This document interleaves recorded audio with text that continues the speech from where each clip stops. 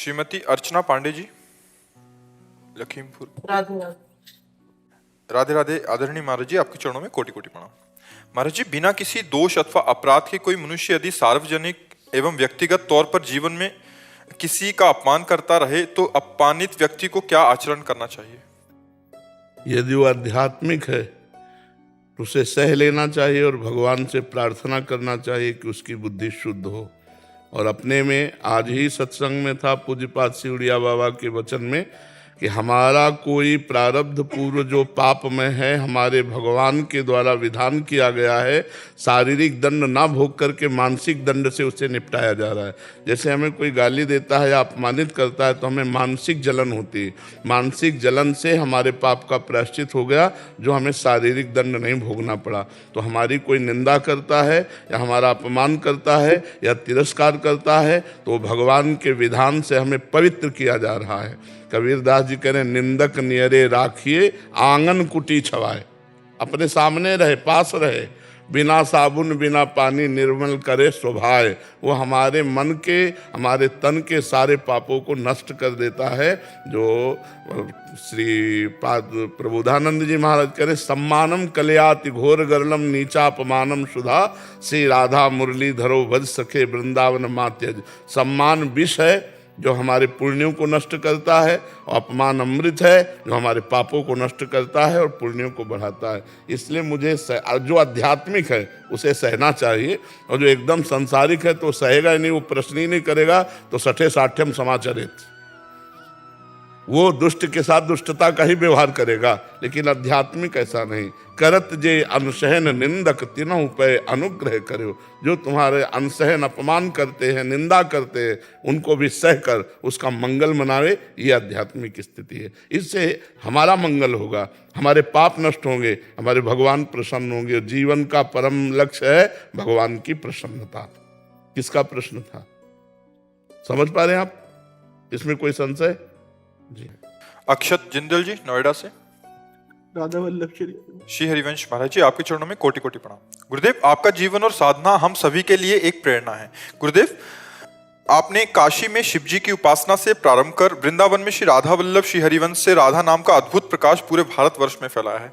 ये न केवल आपकी गहरी भक्ति बल्कि राधा रानी की असीम कृपा का प्रमाण भी है। आपका ये भक्ति भाव और प्रवचन हम जैसे लोगों के लिए ये बताता है कि भक्ति मार्ग में कोई सीमा नहीं होती, ये अनंत और व्यापक है। मेरा प्रश्न ये है कि जब आप श्री राधा रानी की पूजा प्रारंभ कर रहे थे तब क्या शिव जी और राधा जी दोनों की पूजा करते थे? क्या उस दौरान किसी आंतरिक संघर्ष का अनुभव हुआ या आपकी भक्ति सहज रूप से? आंतरिक संघर्ष का अनुभव हुआ पर पूजा नहीं करते थे। आंतरिक संघर्ष का अनुभव हुआ कि जहां हम एकाग्र होते तो पहले देवाधिदेव महादेव, क्योंकि पूर्वाभ्यास होता ना, ये कोई खिलवाड़ थोड़ी, कोई असत अभ्यास थोड़ी था, सत अभ्यास था। तो फिर उसको भगवान शिव से ही प्रार्थना की कि आपने ही भेजा है, आप ही इस मार्ग में लगाए हैं, तो आप कृपा करके जिस मार्ग में लगाया उसे पुष्टता प्रदान कीजिए। फिर वो धीरे धीरे धीरे धीरे, लेकिन समय लगा, मतलब वर्षों लगा। ऐसा नहीं लगा कि आज श्री जी के जुड़े हो, एकदम पूजा नहीं की, पर आंतरिक मानसिक पूजा, मानसिक अभिषेक, मानसिक चिंतन जो हमारा होता था, उस पर बहुत समय लगा बदलने में, बहुत समय लगा। और उन्हीं की कृपा से हुआ, नहीं तो असंभव था। ब्रह्म ज्ञान के मार्ग में चलने वाला अहम ग्रह उपासक दासोहम की पद्धति में आना बहुत कठिन होता है। ये भगवान की, गुरुदेव की, शिव जी की असीम कृपा से ही हुआ है।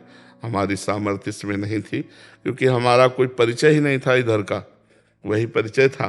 तो जा पर कृपा न करें पुरारी, सो न पाओ मुनि भगति हमारी। औरो एक गुपुत मत सबई कहों कर जोरी, शंकर भजन बिना नर भगति न पावे मोर। तो भगवान शिव की ही कृपा से प्राप्त हुआ, और वही कृपा करके इसमें दृढ़ रति दिए। हमारी सामर्थ्य नहीं थी, उन्हीं की कृपा से सब हुआ है। पर संघर्ष तो चला, पूजा नहीं की। जिस दिन से उन्होंने हमको श्री जी के चरणों में अर्पित किया, उस दिन से अर्घदान प्रकट भी नहीं किया। मानसिक जो चलता रहा, उस पर संघर्ष चलता रहा, और फिर कुछ दिन बाद ठीक हो गया। समझ पा रहे आप? पर श्रद्धा और विश्वास और भावना बराबर की है। आज भी ऐसा नहीं कि इतना भी कम हो। भगवान शिव के प्रति इतना भी जितना श्री जी के प्रति है उतने शिव जी के प्रति है, इतना भी अंतर नहीं। क्योंकि सही आपको तो बताए, शिव जी ही श्री जी है। आप देवी भागवत में प्रमाण देख लीजिए, भगवान शंकर ही जो गौरांग गंगाधर हैं वही गौरी प्रिया जो हैं, और जो भगवती उमा हैं वही कृष्ण रूप में है। हम एक बार ऐसे चर्चा की थी तो एक संत आए थे, तो फिर प्रमाण लेके नहीं आए थे। जी पहले बैच में वो चर्चा की आपने, हाँ, अगले ही 5 मिनट बाद प्रमाण लेकर के आपने जो कहा था वो 4-5 श्लोक में देवी भागवत के, तो उस समय हमने वो तो नहीं प्रमाण करके बोला था, हमने तो अपने भाव में बोला था कि हमारे गंगाधर कर्पूर गौरम करुणावतारम वही गौरी किशोरी के रूप में विराजमान है। तब जाकर चित्त की पूर्ण एकाग्रता ऐसे हुई। ये संघर्ष तो होता ही है, क्योंकि सच्चिंतन होता है, उसको बदलने में बहुत समय लगता है। महाराज जी यद्यपि आपको तो अनुभव होते ही रहते होंगे, महाराज जी अभी याद आती है पूर्व की, जैसे घाटों जैसे की? अब विश्वनाथ जी का प्रसाद आया, या ओंकारेश्वर का आया, महाकालेश्वर का आया, परल्यम वैद्यनाथ जी का आते ही रहते। जब वो आएगा तब फिर एकदम मतलब हृदय शिथिल हो जाता है कि आपकी अपार कृपा, अपार कृपा बस। महाराज जी कभी आप कहते हैं मैया पप्पा की तरह, मतलब हाँ, उस मतलब समय बचपन- अब ऐसे नहीं, स्वाभाविक नहीं आएगा। अब कोई आ गया काशी से ऐसे प्रसाद लेके बिल्वपत्र ले, फिर एकदम वो पुराना, जैसे ना पुराना अभ्यास, तो वो एकदम जागृत हो जाएगा, मन शिथिल हो जाएगा भगवान शंकर के प्रतिभाव में। आचार्य सतीश पांडे जी जबलपुर से। जी पूज्य महाराज जी आपके चरणों में कोटि कोटि प्रणाम। महाराज जी ये कह रहे हैं कि आप एक मंदिर में पुजारी थे, वहाँ इनको ठीक नहीं लगा माहौल, तो इन्होंने वहाँ का त्याग कर दिया। और महाराज जी इनको जानना चाह रहे हैं कि मुझे त्याग करने का दोष तो नहीं लगेगा महाराज जी? मैंने अगर आपने इस भाव से त्यागा है कि हाँ विविध प्रकार के दोष हो सकते हैं, जैसे कोई भगवान के लिए अर्पित कर रहा हूं, उसका प्रयोग स्वयं कर रहे हैं प्रलोभनवश, जैसे आप पूजा करते हैं तो आपकी पेमेंट होगी। नहीं गुरुजी, मेरे वहाँ ऐसा कुछ नहीं था। वहाँ पर ये था कि मेरे साथ फॉर्मेलिटीज होने लगी थी, मतलब इससे आप मिलो, इससे ना मिलो। मैंने कहा मैं नहीं, फिर भी आपको तो जो चढ़ौका चढ़ता होगा वो, उससे मेरा कोई मतलब नहीं होता था, मैं सेवा देता था। मैंने तो फिर आपको छोड़ना नहीं चाहिए। फिर सेवा में क्या परेशान? गुरुजी मुझे कहा गया कि आप इससे ना मिले, इससे मिले। वहाँ राजनीतिक स्थितियां बनने लगी थी, आप प्रपंच प्रपंच हो। हाँ, तो भगवान की सेवा में आपको सावधान रहना चाहिए। आपको किसी से मतलब आपके ऊपर शासन होगा जी शासन हुआ कि तो फिर नहीं करना चाहिए।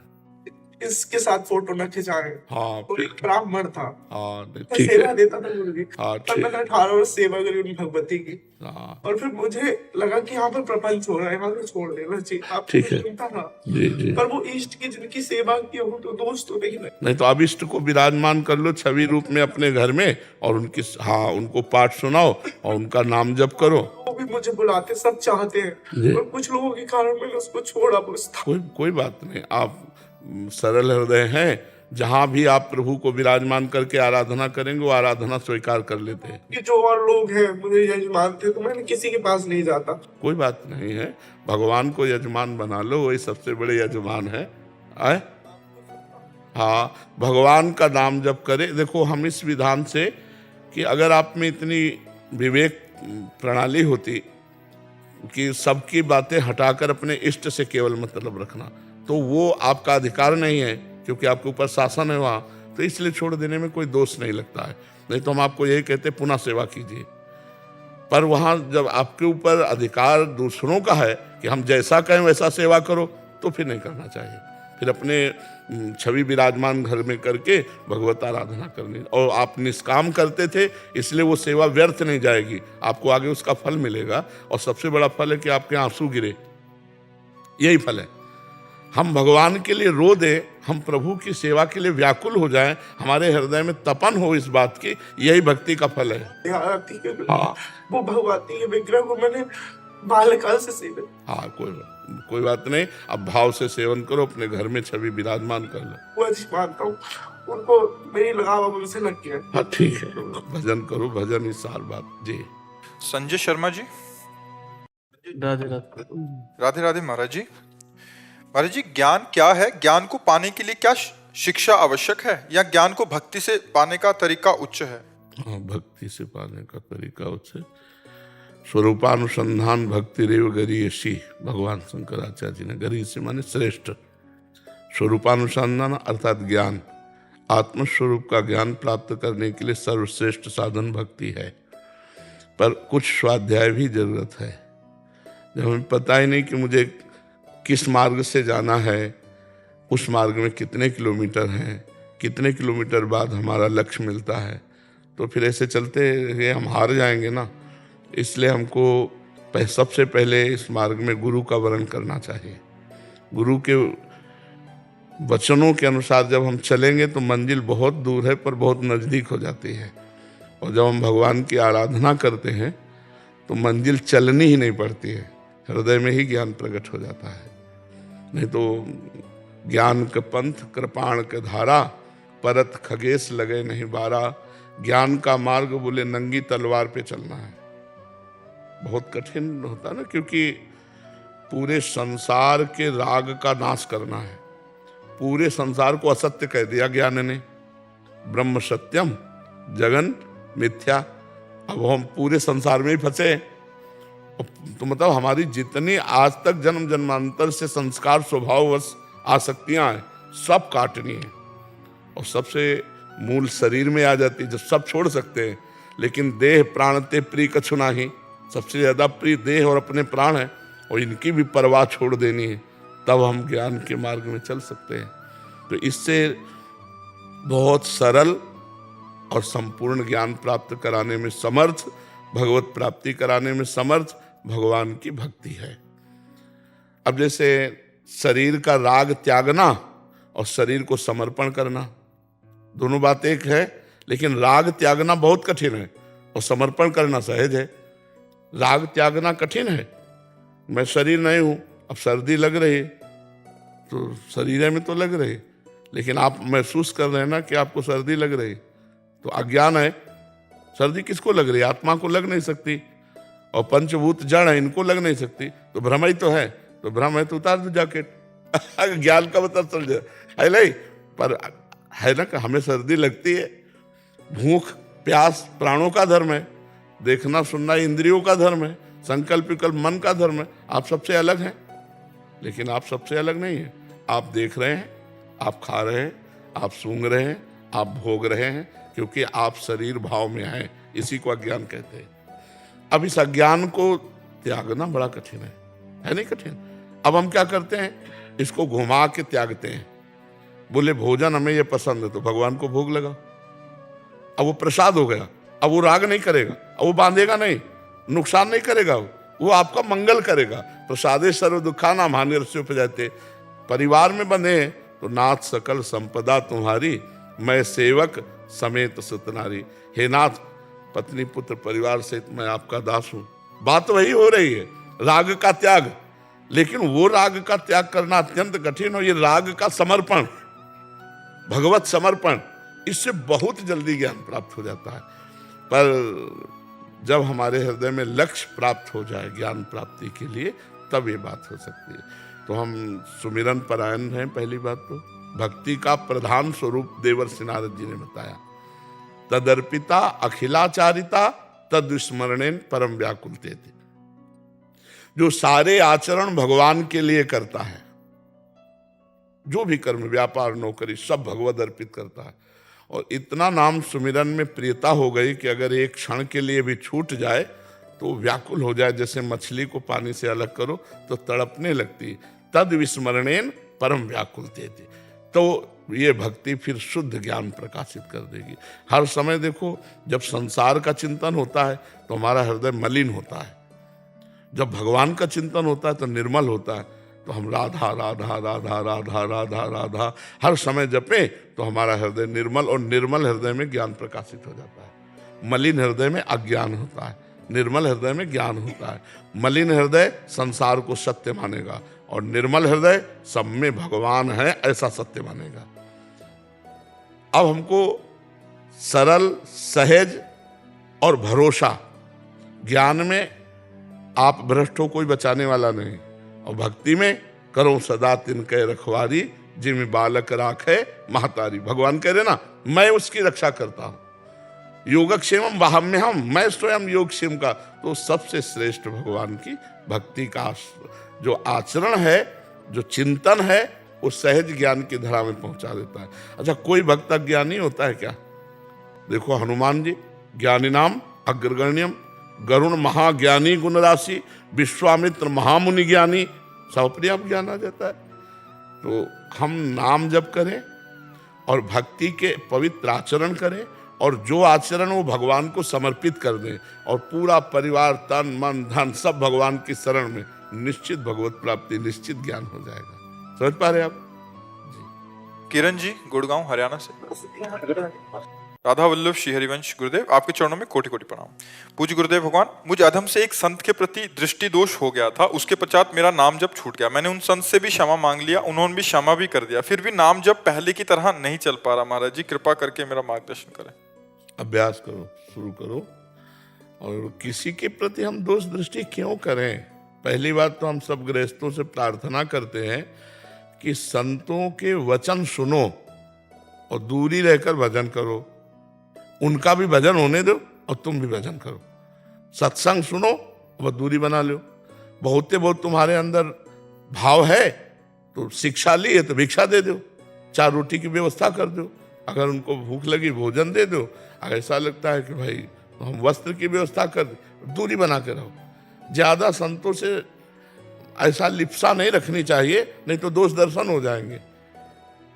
क्योंकि कौन किस स्थिति में है तुम्हें पता नहीं है, या कौन आडंबर कर रहा, दंभी है, पाखंडी, ये भी तुम्हें पता नहीं। तो हमें लगता है जब मंच पे बोला जाएगा तो बहुत होश में बोला जाता है। वो होश वाली बात सुनो और बस फिर पीछे छोड़ दो। पीछे भगवान जाने, जो जैसे कर रहा है उसको भोग मिलेगा। आप केवल मंच से सुनो, बस दूरी बना लो। ज्यादा लगाव करने की जरूरत नहीं है, भाव से लगाव करो। दूरी बना के रखो तो दोष ही नहीं बनेगा। दोष कब देखोगे? जब नजदीक जाओगे। हम कह रहे नजदीक जाने की जरूरत नहीं है। प्रवचन सुनो, सत्संग सुनो, उसको आचरण में उतारो। जैसे बैठे हो, सुना, जय भगवान, दूरी, कोई मतलब नहीं। तो इसलिए हमें लगता है दोष दर्शन बचने के लिए हर गृहस्थ को चाहिए, गुरु बना लिया, मंत्र ले लिया, खूब भजन करो, चलो दूरी हटो। समझ रहे हमारी बात? नहीं, दोष दर्शन तो हो ही जाएंगे, क्योंकि तुम्हारी दृष्टि सही नहीं है और पता नहीं वहां स्थिति ना हो। दोनों बातें हैं। हो सकता है तुम्हारी दृष्टि न सही हो और हो सकता है वहां उनके आचरण न सही हो। तो इसलिए केवल प्रवचन सुनो और नाम जप करो, दूरी बना के रखो। जब बहुत काल के बाद विश्वास हो जाए कि ये भगवान के विशुद्ध भक्त हैं, तो आपको सच्ची कहते हैं, साधुते होए नकार जाने।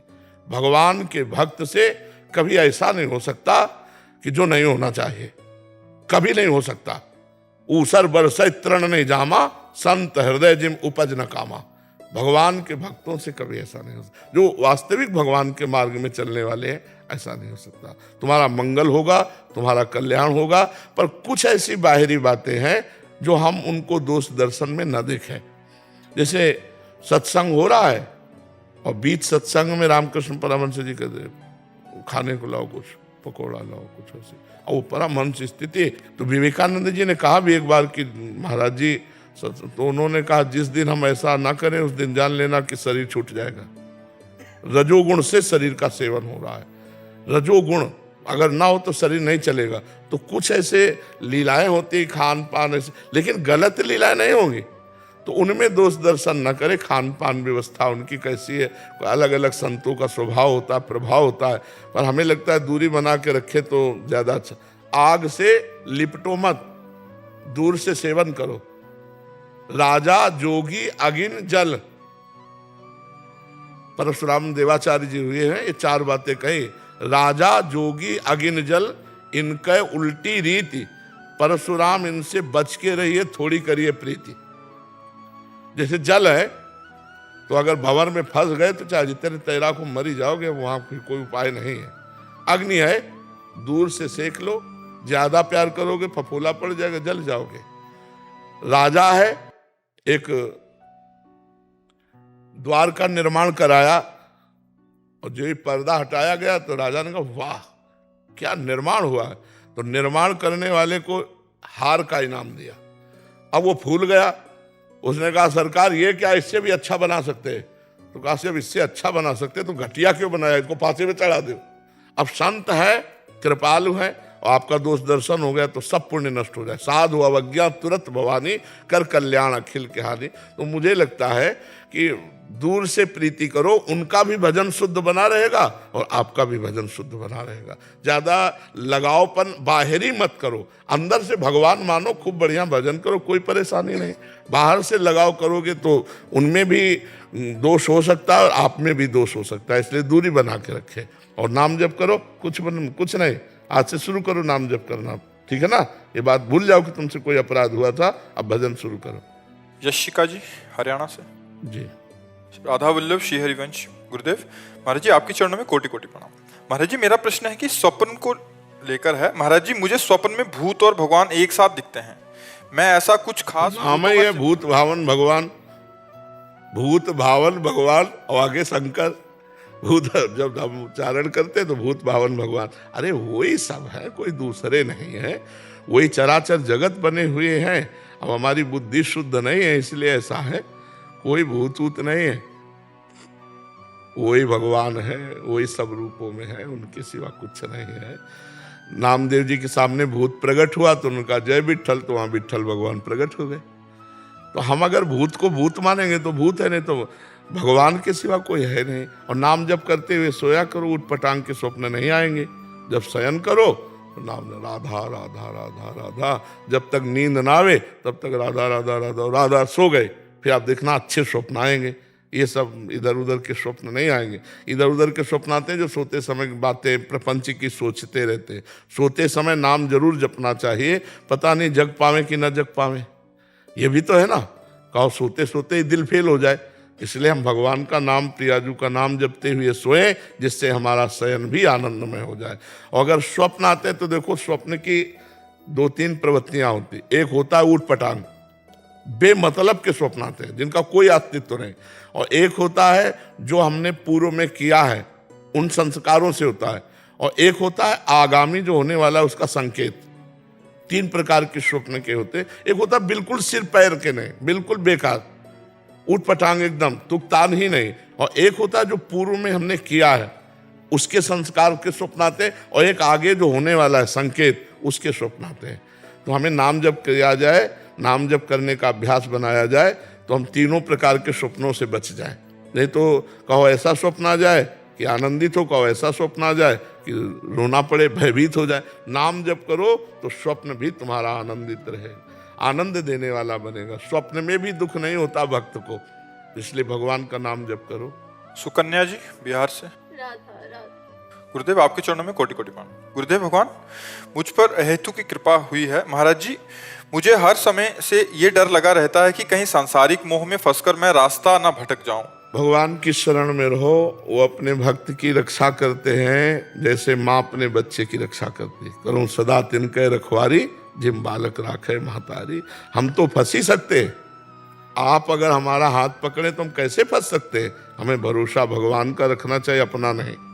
अपने तो फेल हो जाएंगे। इतनी दुरंत माया है जो ज्ञानिन कर चित्त अपहरई, बरियाई विमोह बस करई।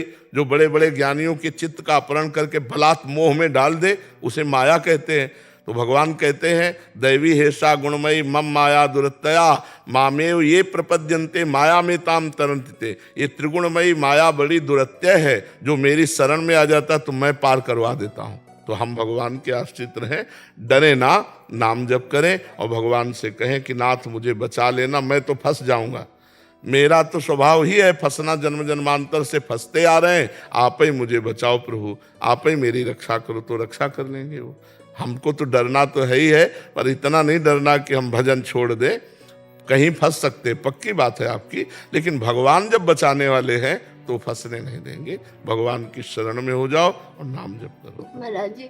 महाराज जी जैसे कि घर में वैसा गृहस्थ आश्रम में वैसा वातावरण नहीं मिल पाता है, तो होता है कभी कभी मन भी वो हो जाता है। तो वैसे में बहुत डर लगता है। अब हमको नहीं रहे, हम श्री जी के पास हाँ, तो बस श्री जी का सुमिरन करते रहो अंदर अंदर, बाहर कोई भक्ति का ज्यादा प्रकाश मत करो, क्योंकि गृहस्थी में विरोध होने की संभावना है। तो अंदर अगर हम राधा राधा राधा राधा जप रहे हैं तो हमारा पक्का काम हो जाएगा। जो नाम जप कर रहा है हम अपने विश्वास से कहते हैं निश्चित मंगल हो जाएगा। चाहे गृहस्थी में आप कितने लोग हैं, आपके 2 4 6 लोग होंगे, हमारे तो दसियों लाखों लोग हैं, हमारे ही तो हैं सब। तो भगवान साथ हैं तो कहीं फंसना नहीं है। एक का भी ध्यान थोड़ी है, क्योंकि हम सबको भगवान के रूप में देखा, मेरे भगवान इन सब रूपों में खड़े हैं। तो आप 7 8 लोग परिवार के होंगे, सब में भगवान को देखो, फंसोगे ही नहीं।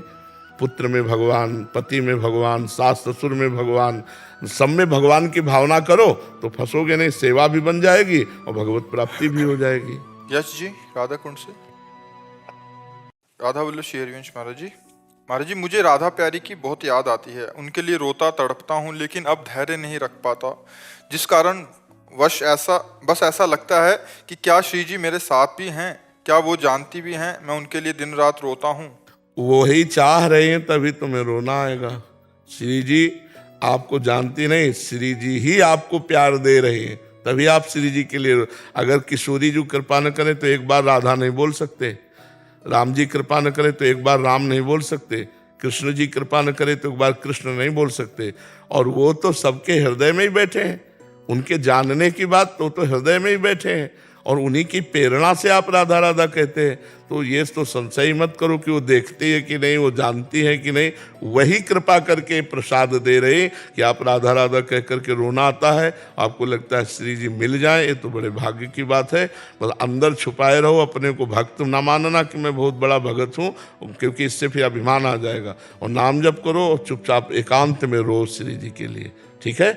महाराज जी से कभी कभी वो जो विरह के समय पर विस्मृत हो जाता है कि वो साथ में है, तो अकेलापन बहुत ज्यादा लगता है। तो इस समय पे एक बार अगर आप कह रहे हैं आप मेरे साथ है, देखो इसमें बात समझना है कि जब विरह होता है तो जिसका विरह होता है वो सामने होता है।